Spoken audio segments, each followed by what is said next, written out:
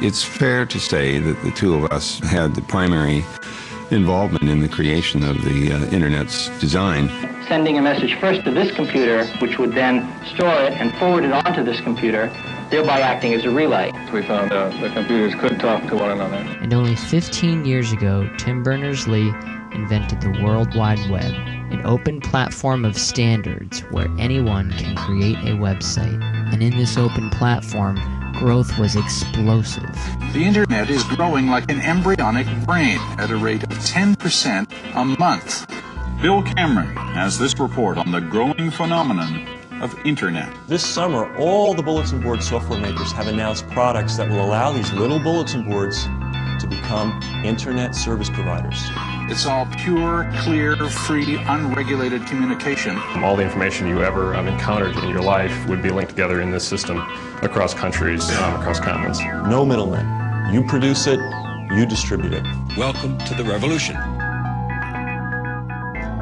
I'm worried that this will end in the USA.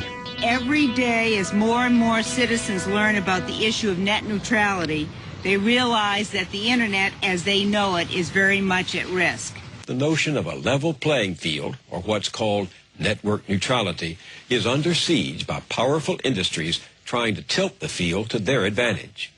Wait, what? The Internet is at stake? How could something so firmly planted in reality disappear?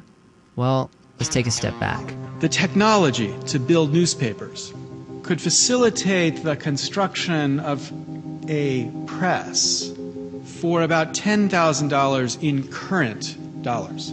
So in the early days, there was a pamphleteers who produced arguments which they could spread broadly because the cost of access to that spread was low.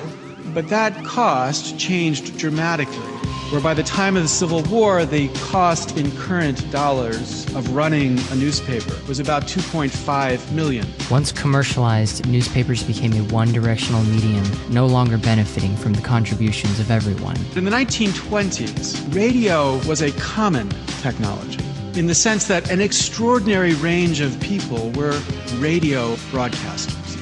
Political speech, social speech, religious speech was common in this space. And when people began to think that they could make commercial radio function through advertising, the Federal Communications Commission began to implement a very different idea about how radio would function. We must make sure that the United States is sound economically, socially, and politically. Working with business and government, the spectrum was allocated in a way that made it so only the few could get access to the spectrum. By the mid-1930s, NBC and CBS would be responsible for an astounding 97% of nighttime broadcasting. And people lost their ability to create radio, and it too became a one-directional medium. Now, in both cases, what I'm describing here is an exogenous technological change that initially produces an explosion of democratic speech. And this innovative, uncontrolled speech threatens. And those threatened then react. They react to take a culture that had been unlocked by this exogenous technological change and relock it. So what's the catch with the Internet? Your connection. By the year 2006, our research shows that 86 million households should have been wired with fiber, i.e., the majority of the United States. The reason why it didn't get built is because none of the regulators stepped up to the plate and held the phone companies accountable. Phone companies took $25 billion in tax write-offs while revenues soared 128%. But they didn't build the fiber network they promised. Call waiting, call forwarding, caller ID cost about a penny to offer. They charge $5.30. All of that is profit now. Under the old regime, they would have to return all the extra money. They wouldn't be allowed to keep these profits. Under the old regulations, the phone companies were required to pour those profits back into their networks.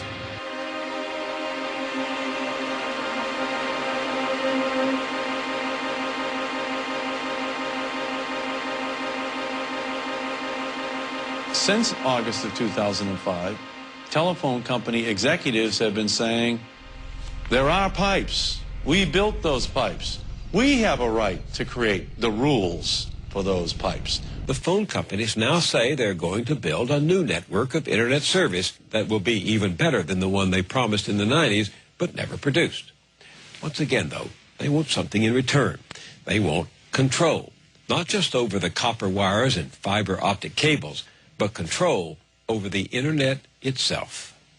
Freedom of connection with any application to any party is the fundamental social basis of the internet. And now it's the basis of the society we've built on the internet.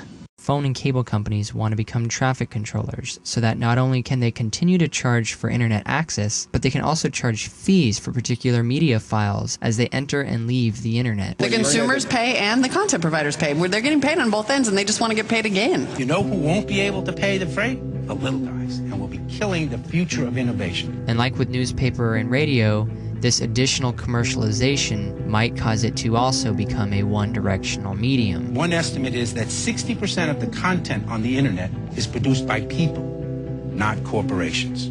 You look at commercial TV, 0. Radio, 5% talk radio. Newspapers, occasional op-ed maybe, or a letter to the editor. 99% of the content in those three traditional media are from corporations. The internet has turned that on its head. If your video clips don't work, or your video clips can't reach lots of people, you will then be at a disadvantage. So they have put their thumb on that scale of democracy. The